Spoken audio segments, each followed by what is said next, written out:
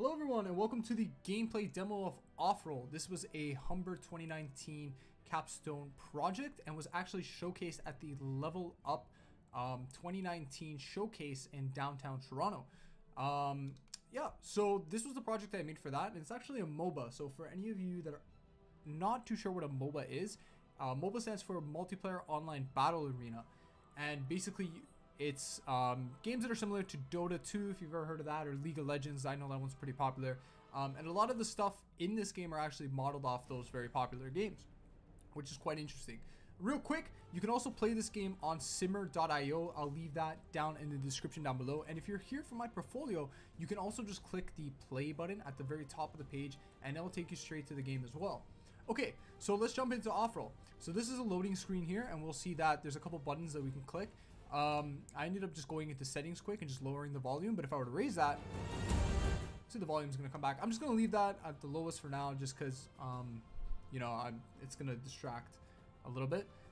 There's also an option for graphics here that we can click on, and we can also set the graphics. I'm just going to leave it on low for now, and then there's also a option for full screen and one to set the resolution, which on Simmer it actually doesn't allow you to do, so that option was just disabled for this version of the game. Okay, on the right side here we have some updates. We have the multiplayer update and the Juggernaut update. These were the last things added for the final build of the game, and I'll be showcasing those in just a sec. And then we can jump into the Barracks here real quick, and this is more of like a information screen, so you can see the characters and whatnot. I added some pretty cool graphics in the background and added some of the, well, you'll see soon enough, of the buildings that are located in the game. We have two characters that we can select between, one of them being the Berserker.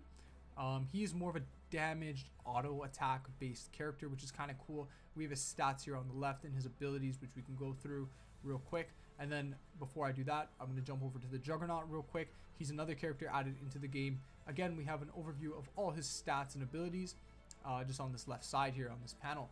I think I'm going to be playing as the Juggernaut in this gameplay demo, just because he's a little bit more interesting than the Berserker, where the Berserker is more of just a hack and slash your way through enemies, where Juggernaut actually has some pretty cool abilities, and we'll kind of go through them real quick. So his passive is a passive ability that just goes throughout the entire game, and his ability is the Juggernaut's health and mana regen is amplified.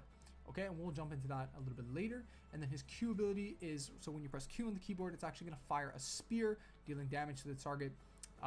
Bloody Hellfire, this is his W ability. He heals for 10% of his missing HP. His E ability is he shoots a fireball, dealing damage. And then his R is he just gains increased movement speed, attack damage, health regen, mana regen for a set amount of time. Now the cool thing about his abilities are, you'll see in game eventually that his abilities will actually scale up depending on his level.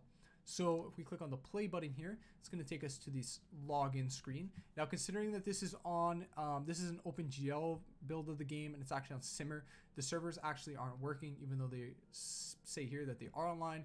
That's actually a bug that I've been running into. And we'll see here that we just have our default server address here. So we're just going to click on server and play rather than login. This is going to actually create a server, and it's actually going to allow us to play on that server. Now, if there was already a server when the actual game was in production, I actually had a server set up on my home machine, and you can just go to the IP, hit login, and it'll actually log you into the server. And let's just say you only want to create a server, you don't actually want to play on it, you can click on server only. For now, I'm just going to change my name to my actual name, Tristan, and I'm just going to click server and play here. Now you're brought into this team selection here. Now, normally you would see all the players loaded in here. For this version of the game, it's only me, so I'm basically only going to be playing against AI. And now you can select your team. So you have evil, you have good, you have neutral. Neutral is just for testing purposes. Evil and good are the two sides that you can select. I'm going to select, let's select evil, I guess. And now you can click on the hero, and you can select the hero that you want to pick. So in this case here, I said I was going to select Juggernaut, so we'll just go Juggernaut, and we're going to click the lock button, and it's going to lock us in, and it's going to put us into game here. Okay, so this actually looks a bit different from the gameplay trailer, if any of you guys have seen that video before. And I actually had to redo the entire map here, which is quite interesting. And I wasn't really satisfied with the old map that I had, to be honest. I wasn't a huge fan of it, so I had to, this was actually something quite interesting. In the last week of production, I was like, you know what? I'm just going to make a totally new map, which probably wasn't the smartest idea. And I ran into a lot of issues, one of them being an issue that was actually for the AI. Their pathing, normally what they will do is, let me just pan over to one of them real quick. And again, you can just pan over using the mouse, and you can just go to the edge of the screen here, just like any other MOBA that you might have played.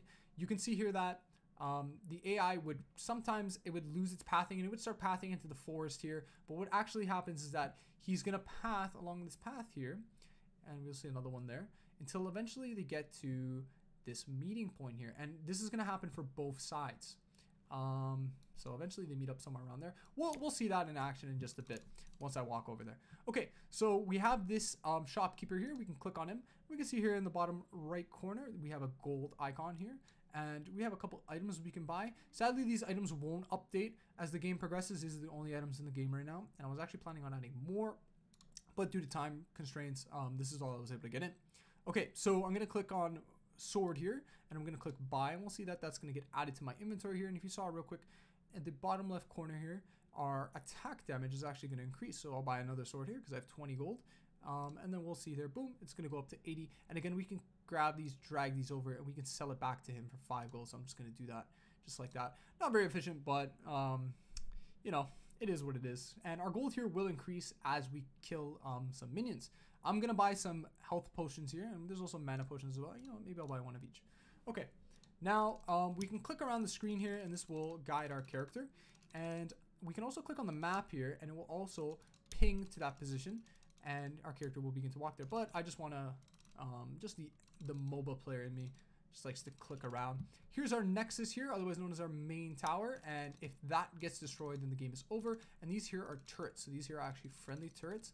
I'm going to walk to the bottom lane here. And in normal MOBA games, there's about 3 lanes and a jungle, which is quite interesting. I'm going to walk over. Excuse my clicking if you're able to hear it. Again, I've been playing MOBAs for quite some time now, so I'm quite familiar with the gameplay mechanics of it. And again, you can zoom in and zoom out of your character. Now, the one thing you're probably noticing, though, is that the animations of my character is a little bit messed up. And again, due to time constraint, I wasn't actually able to fully flesh out the animation system there, but definitely quite interesting. I actually didn't mind it for the gameplay demo. It looks like he's kind of jockeying a little bit. I thought it was quite funny. Okay, so again, down here at the very bottom, as I'm walking to lane here, I'm actually just going to pan over real quick and just click on a location just so he walks over. And we'll get to what's going on here in a sec. This is actually the enemy tower, and my tower was somewhere back there. Real quick, I'm going to level up an ability here. So we have our health bar in green, our mana bar in blue. Again, this is our attack, this is our defense, and this is our movement speed. We have all our abilities here that we can click on. So for instance, if we hover over it, it's going to say the Juggernaut throws a spear, dealing damage to a target. Damage 40, cast time, 1.4 seconds, cooldown 9, cast range, so on and so on. Level required, right now it's 0. If we click on it, we're going to see that it's going to level up. And the ability is actually going to, well, it's just going to gain the base stats that it has from level 1. We'll see that once we get a new level, we can then put a new point into that. And again here, this is going to showcase my level, a little picture of the character here, and let's walk over. So we can press spacebar here, and it's actually going to center on the character, and we can see his health bar in green. Looks like one of our minions just died. Oh, and as you just saw right there, the tower is actually going to, it's going to center in, and it's going to fire on my minion here. And there's actually a radius set around this tower here, and it's going to detect what, I guess, for them, the enemy that's going to walk into the frame here. And we're going to see that it's going to prioritize the minion over myself. And then if I end up targeting the tower here, it's going to realize that I am more of a threat than the spider, and it's going to start to target me. I decided to do that just because in League of Legends, you usually target minions no matter the no matter what happens, basically. Unless, I'm not too sure actually how it works in League. I think it's, if it's, as long as you don't target anything else, then it will target. I'm not too sure anyways. But in my game, I decided that I thought it would be a little bit better for the target, or for the tower rather, to always target the main threat, being the player. But it will always prioritize whatever it's attacking first. Another thing you probably saw here is that you can hover over the either a friendly character or an enemy character here, and it's going to highlight it in green or red. And in basic MOBAs, you can just walk up, and I'm just going to start auto-attacking. We're going to see here that the health is going to slowly start to go down, including myself here too, which is quite interesting.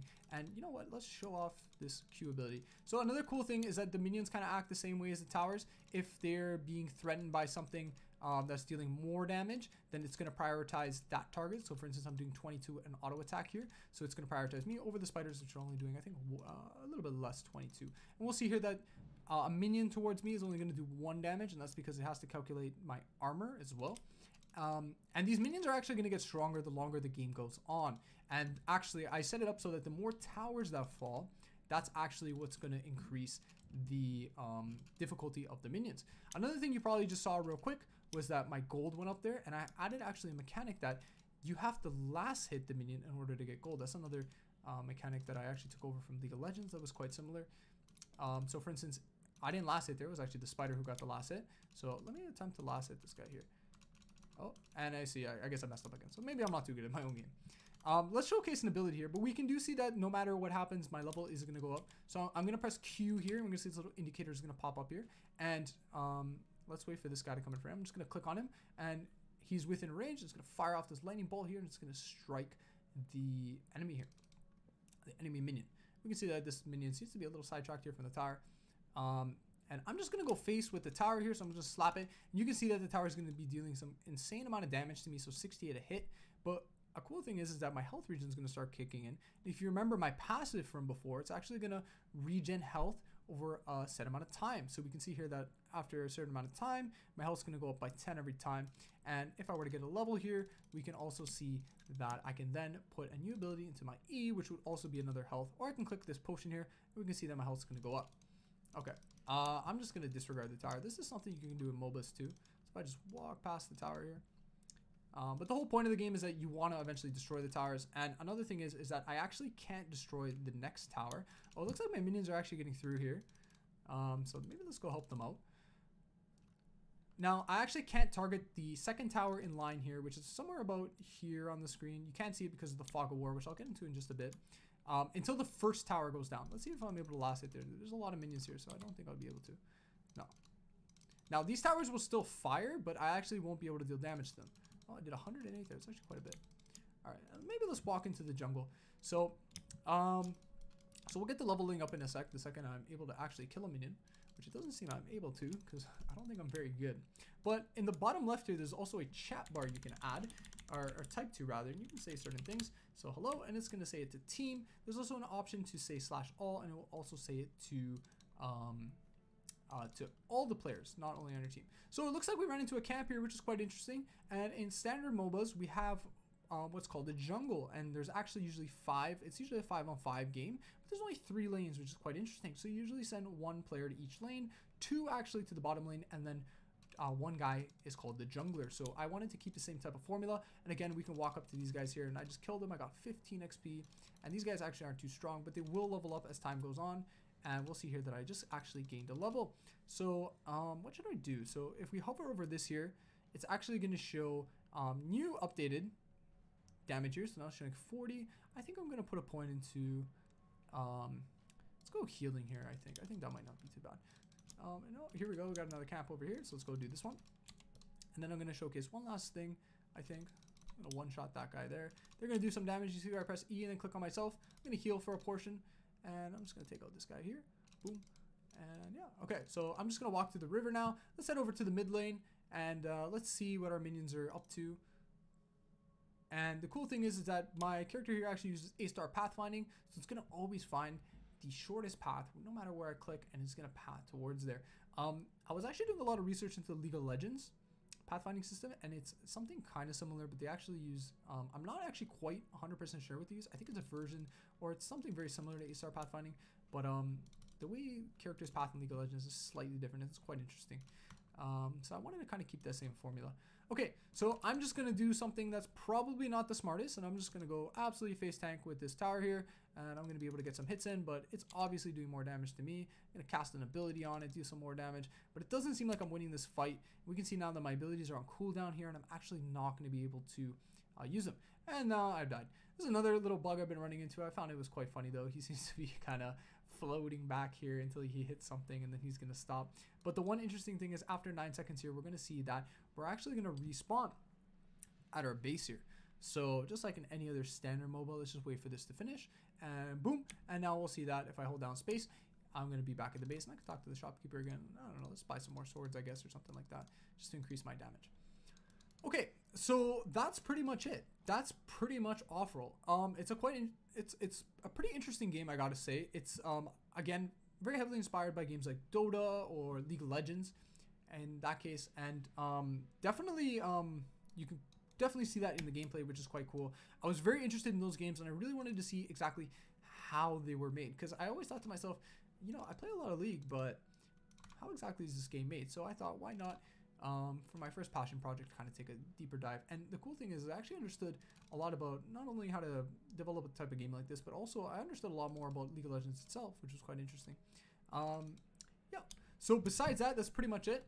We can click the X here to exit. I'm just going to click escape. And again, you can find this game here on simmer.io on my page at Offrole. I'll also leave it in the link in the description down below.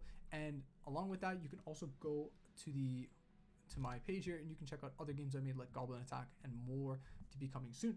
Okay, so besides that, that's pretty much been about it. Thanks for viewing this video, and I hope you enjoyed it. Thanks. Bye-bye.